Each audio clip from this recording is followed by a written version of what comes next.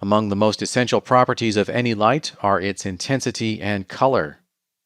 We'll set those up for this photometric light. Select the light, and in the Modify panel, we have a rollout labeled Intensity Color Attenuation. Intensity can be measured in different systems. The default is candelas. We can also choose lumens or lux at a certain distance. Most people are familiar with the lumens system because that's how lighting instruments are rated. When you buy a light bulb in the store, it's rated in lumens. So I'll set intensity to lumens. We see that the default value here is almost 19,000 lumens. For a point of reference, an incandescent light bulb, an old school one with a 75 watt power load, is going to put out about 1,500 lumens. So not 19,000, but 1,500. Let's try typing that in here. Lumens value of 1500 and press enter. We see that we get a very dim shot. It's not putting out very much light.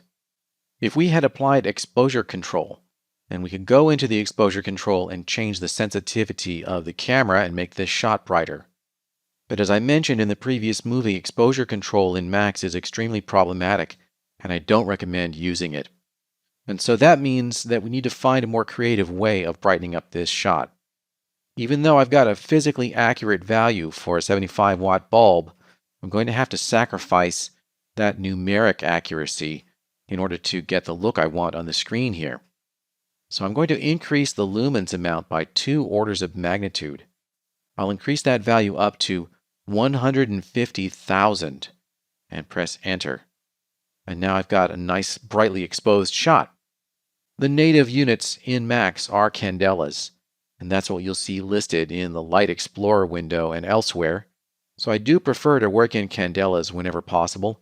Switch over to candelas, and the conversion of units is made, and we see that 150,000 lumens is about 12,000 candelas.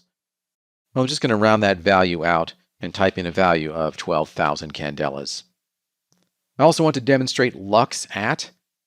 This spinner here, that's currently labeled 1 meter, will set a radius for the light. I can increase or decrease that, and we can see the radius here in the viewport.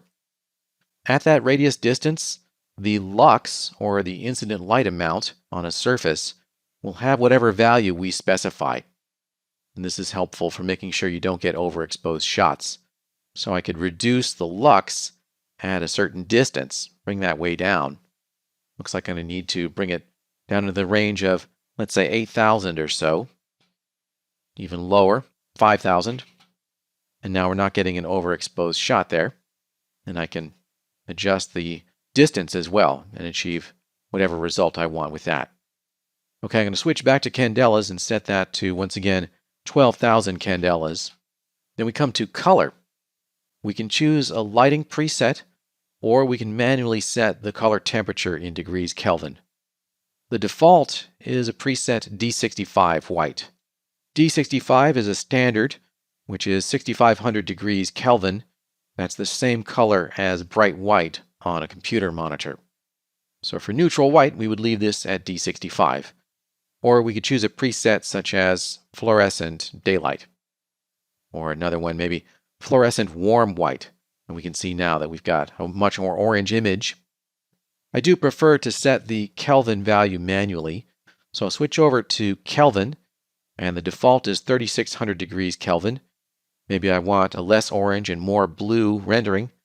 I'll bring that Kelvin value up to 4,800 degrees. Now it's just slightly orange.